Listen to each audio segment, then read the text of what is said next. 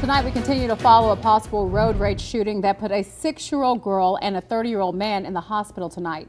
Good evening, and thank you for joining us. I'm Latoya Silman. And I'm Jim Snyder. Now, the search for the suspected shooter is underway. News 3's Christian Drummond live on Bruce and Craig with the latest on this investigation.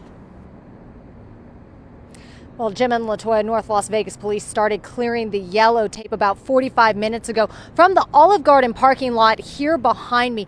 This is where the car involved in that possible road rage shooting ended up earlier this morning. Now, the two victims involved, a 6-year-old girl and a 30-year-old man, they are father and daughter, according to family who came here to pick up the car involved in that shooting. And while they were driving away, I tried speaking with the 6-year-old's grandmother just moments ago. This is what she had to tell me about the whole thing today. They just said someone just started shooting at them randomly, like flipping them off. Did they say anything? No? No, they just got out of the car and shot. They got out of their car, so they weren't even in the car. They just got out of the car and shot at them? Over there on Craig and 5th and Lone Mountain? I don't even know where it happened. I know nothing. All I got. Were they at a stoplight when the shooting happened? I don't know. Don't know. Okay. Sorry. Thank you. Now, police say the car was shot at multiple times. The back window of the SUV was also shattered, as we could see while it was driving away. Now, the suspected road rage started before 11 this morning around Lone Mountain Road and 5th Street, according to police, less than a mile away from the Olive Garden. A 911 call was made after the shooting, and the duo came to the restaurant parking lot. The father and daughter were taken to UMC, and I spoke with multiple people today who live in the neighborhood. They tell me they're surprised a situation on our roads escalated to a shooting and makes one man question now getting back behind the wheel. Does this make you fearful of driving on our roads? Oh, no doubt. Yeah, that's why I say I don't go anywhere unless I have to, and then at night I really don't travel, so I just try to stay safe by staying at home. Now, the grandmother tells me the 6-year-old involved in this possible road rage shooting is out of the hospital. Father is expected to be okay. As for the suspected shooter, police are still looking for that person tonight. And anyone who is interested in coming to the Olive Garden here, I was told by employees that the restaurant will remain closed for the rest of this evening. It's a bad night for the fire department, but the illegal fireworks have been made illegal for a reason. They're not safe. Clark County Fire Chief telling us about a 1,400% increase year to year in reported fires over the 4th of July holiday. According to iSpy site, where you can report illegal fireworks, there were over 10,000 complaints logged. Silverado Ranch in the southeast part of town was one of the top 3 areas with the biggest number of complaints, over 500 just there. Good evening, everyone. I'm Jim Snyder. Marie has the night off. A local family believes fireworks are to blame for their home burning down in the Southwest Valley. News 3's Kate Munch has been talking with them. They were asleep when this fire started. Yeah, that's right, Jim. A mom, a dad, their 4 kids, and their 16-year-old niece were all woken up by the heat and the flames from the fire. They luckily made it out safe. However, all of their belongings were destroyed.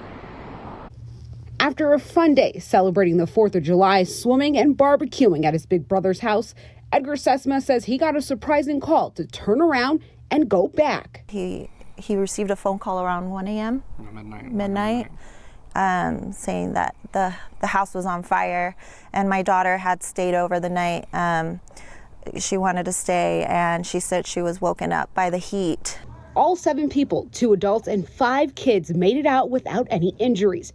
Firefighters worked hard to put out the flames, but still, they say everything inside was destroyed. We're a little overwhelmed. They have 4 kids. They just moved to Vegas. They just moved to Vegas. 4 weeks ago. They were still settling in, so they didn't even have renter's insurance. The couple says a preliminary investigation lists fireworks as the cause for the fire. And although they say they dispose of their fireworks in a bucket of water, they aren't sure about their neighbors.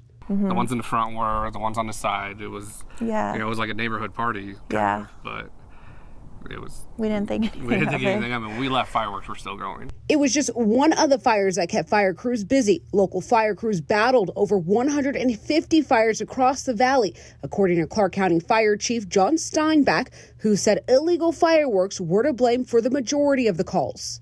And they're going to outside fire. We had several structure fires that took multiple units. People lost their homes last night. It's really tragic. And LVMPD says You Light It, We Ride It task force cited 61 people and seized over 2,537 pounds of illegal fireworks during the enforcement period in the week leading up to Independence Day. Now, no arrests were made during the initiative. The SESMA say they're rethinking plans for next year's Independence Day celebration. They're nice to look at, but if you're not, It's not worth it. it's not safe with Yeah. something that you can't control. You can't control it go up in the air. No. It was windy last night, like Yeah. towards the end of the night, so it's Yeah, just be careful. Yeah, and the landlord has decided to allow the family to move into another one of his properties that's right down the street from the house that caught fire. Lucky for them, Jim. And they also have a GoFundMe. So if you want to donate to them, it's on our website, news3lv.com. The numbers continue to fall. Troopers leaving Nevada State Police for higher paying jobs with other agencies. Yeah, and this month, a long-awaited raise finally kicked in, but is it enough to stop the exodus? In tonight's Operation Crime and Justice Report, News 3's Denise Raj takes a look into what a drop in staffing means for you. Yeah, fewer troopers means less protection from DUIs, speeding, even wrong-way drivers out on our highways. This year, the legislature approved a substantial pay raise that just took effect last Saturday, July 1st. But when it comes to recruitment, the state of Nevada has some competition. Have you seen the billboards around Las Vegas advertising for Arizona troopers? I have not. Nevada Police Union President Dan Gordon knows it hasn't always been easy. That's one of the things that a lot of agencies throughout the country are doing is trying to recruit laterals. Convincing qualified applicants to sign on with Nevada State Police, a department that's seen a drop in manpower in recent years, with as few as 6 troopers per shift in the Las Vegas Valley. The men and women working to keep dangerous driving in check. Why are you going so fast? Why are you going so fast?